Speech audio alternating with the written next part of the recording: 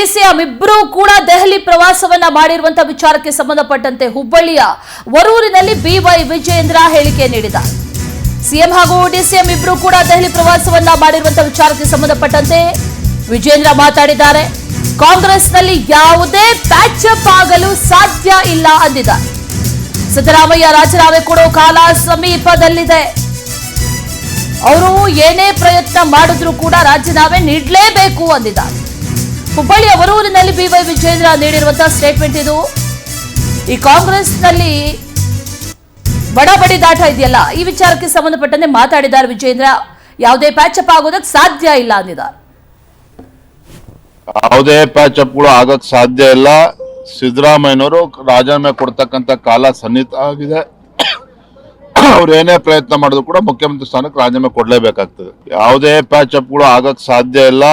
ಸಿದ್ದರಾಮಯ್ಯನವರು ರಾಜೀನಾಮೆ ಕೊಡ್ತಕ್ಕಂಥ ಕಾಲ ಸನ್ನಿಹಿತ ಆಗಿದೆ. ಅವ್ರು ಏನೇ ಪ್ರಯತ್ನ ಮಾಡಿದ್ರು ಕೂಡ ಮುಖ್ಯಮಂತ್ರಿ ಸ್ಥಾನಕ್ಕೆ ರಾಜೀನಾಮೆ ಕೊಡ್ಲೇಬೇಕಾಗ್ತದೆ.